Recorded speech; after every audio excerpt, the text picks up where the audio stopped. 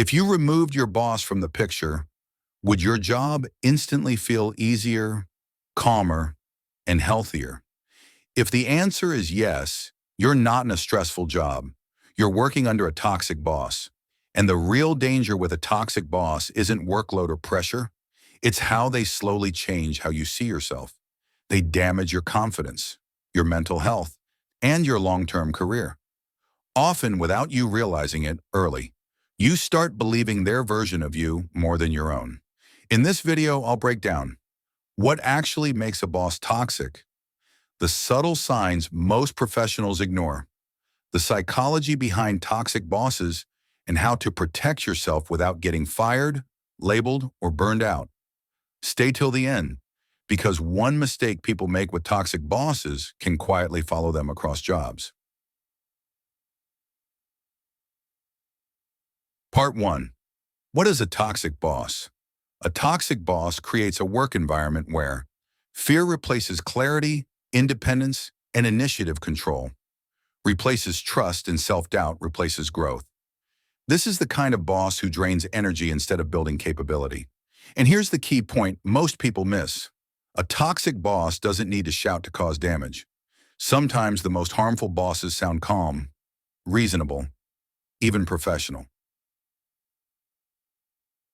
Part 2. Signs you're working for a toxic boss. As you hear these, don't overthink.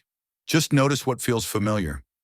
A toxic boss often constantly criticizes but rarely gives clear direction, takes credit for your work but blames you for failures, publicly humiliates, dismisses, or subtly undermines you, plays favorites and creates insecurity within the team, gaslights you by denying conversations or changing expectations later, creates urgency and chaos even when nothing is actually urgent.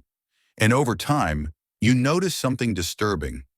You start second-guessing yourself, walking on eggshells, overworking to avoid conflict, feeling anxious even outside work hours. That's not pressure, that's a toxic workplace dynamic. Part 3. The psychology behind toxic bosses. Most toxic bosses are not influential leaders. They're insecure managers. Standard drivers of toxic behavior include fear of losing authority, poor emotional regulation, ego and entitlement, unresolved personal stress, and a lack of real leadership capability. Instead of influence, they use control. Instead of trust, they use intimidation or unpredictability. And this part is crucial. You cannot heal a toxic boss by being more patient, loyal, or hardworking. Toxic behavior is a pattern, not a misunderstanding. Part 4. How to protect yourself. This is where most professionals accidentally give toxic bosses power, so listen carefully. 1. Stop taking it personally. This isn't easy but essential. Their behavior reflects their dysfunction, not your incompetence. The moment you internalize their behavior, they win twice. 2. Reduce emotional exposure. Do not overshare. Do not vent. Do not seek validation from them. Stay professional, factual, neutral. Toxic bosses feed on emotional reactions. 3. Communicate in writing. This is non-negotiable. Always follow up conversations with emails. Summarize decisions and expectations. Confirm deadlines and scope. Written communication protects you when stories change later. 4. Document patterns. This isn't about revenge. It's about self-protection. Track repeated blame, shifting expectations, inappropriate remarks, unrealistic demands. Patterns matter more than incidents. 5. Build alliances outside your boss. Maintain strong relationships with peers, cross-functional teams, and senior stakeholders. Visibility beyond your boss reduces their control over your narrative. 6. Know when it's time to exit if the environment is damaging your mental health and destroying your confidence.